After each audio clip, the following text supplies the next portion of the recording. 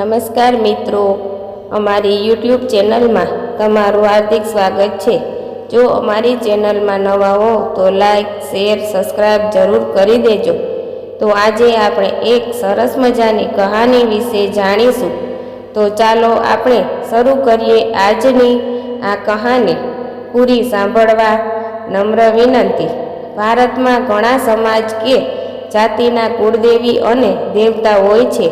શું તમે જાણો છો કે આખરે કુળ દેવતા શા કારણે પૂજવામાં આવે?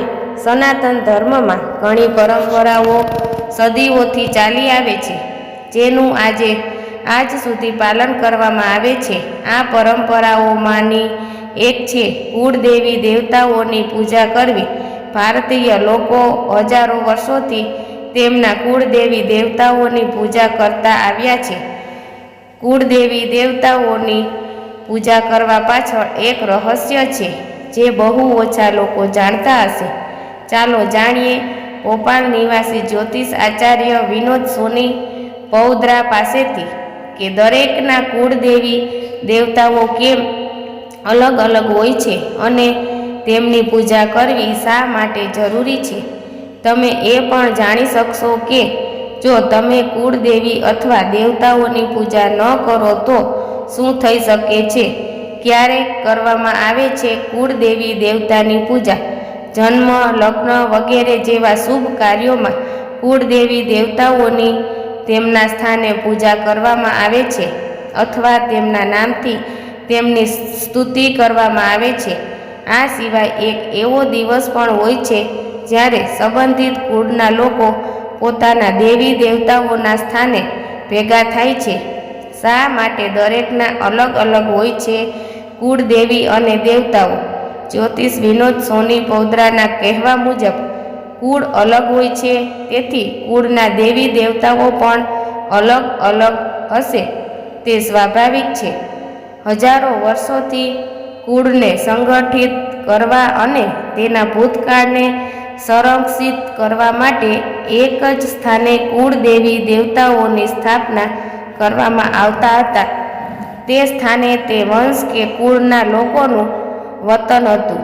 ઉદાહરણ તરીકે, જ્યારે તમારા પરદાદાના પરદાદાએ ગમે તે કારણોસર ક્યાંકથી સ્થળાંતર કર્યું હશે અને તેમના પરિવારને અન્ય કોઈ જગ્યાએ વસાવ્યો હશે, ત્યારે તેમણે ચોક્કસપણે ત્યાં એક નાનું મંદિર અથવા મંદિર જેવું સ્થાન બનાવ્યું હશે જ્યાં તેમણે તમારું કુળદેવી દેવતાને સ્થાન આપ્યું હશે।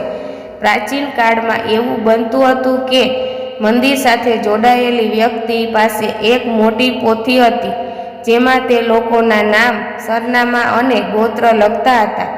જે રીતે ગંગાના કિનારે બેસીને કોઈ તીર્થ પુરોહિત કે પૂજારી તમારા કુળ અને ગોત્રનું નામ લખે છે, તે રીતે આ કાર્ય હતું।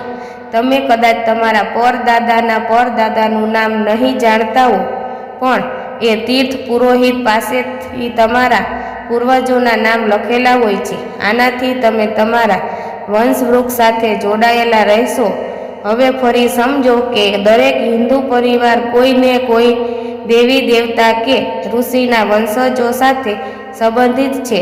તેમનું ગોત્ર જણાવે છે કે તેઓ કયા વંશના છે। આ ઉપરાંત કુળના પૂર્વજો, કુળના વડીલો પોતાના માટે યોગ્ય કુળ દેવતા અથવા કુળદેવી પસંદ કરે છે અને તેમની પૂજા કરવાનું શરૂ કરે છે અને તેમના માટે કોઈ ચોક્કસ સ્થાન પર મંદિર બનાવે છે જેથી તેમનું કુળ આધ્યાત્મિક અને અલૌકિક શક્તિ સાથે જોડાયેલું રહે અને ત્યાંથી તેમની રક્ષા થતી રહે।